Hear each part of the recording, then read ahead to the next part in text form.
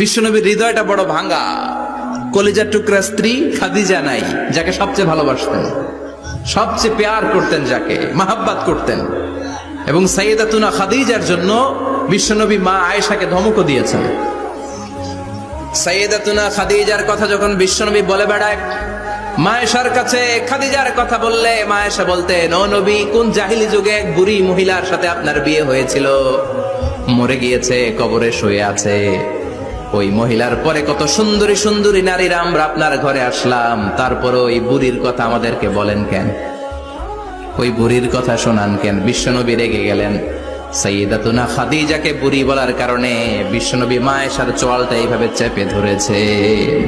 কোনদিন স্ত্রীর গায়ে হাত তোলেননি, শুধু এই একবার খাদিজাকে বুড়ি বলার কারণে মা আয়েশার থুতনি চেপে ধরেছিলেন। আল্লাহু আকবার। আবার বিশ্বনবী বলতেন, রুজিকতু হুব্বাহা, খাদিজার ভালোবাসা আল্লাহ আমার হৃদয়ে ঢুকিয়ে দিয়েছে।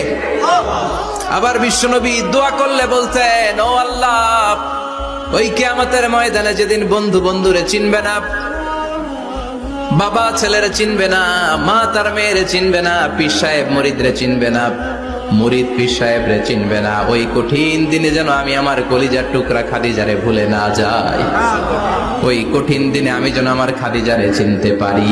সুবহানাল্লাহ। তার মানে ভালোবাসা বেশি না কম? সাইয়েদাতুনা খাদিজা ইন্তেকাল করলেন, জাবালে হাজুনের পাশে ওনার কবর।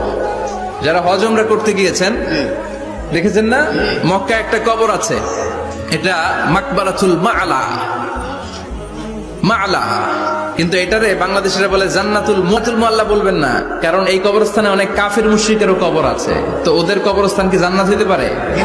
এটাকে মাকবারা বলবেন। মাকবারা মা'লা বা মুআল্লা, আর মদিনায় হচ্ছে মাকবারাতুল বাকিয়া।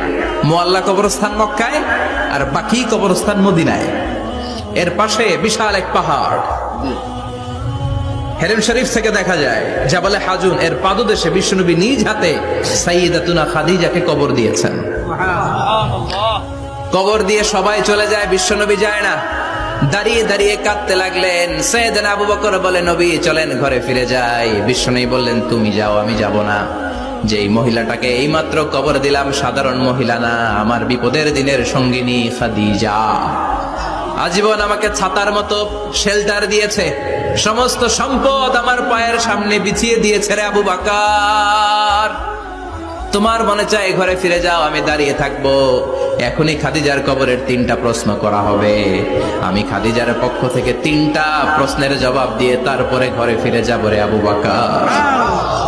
সাইয়েদনা জিবরাইল এসে বললেন, ইয়া রাসূলুল্লাহ, ইয়া হাবিবাল্লাহ, দাঁড়িয়ে থাক।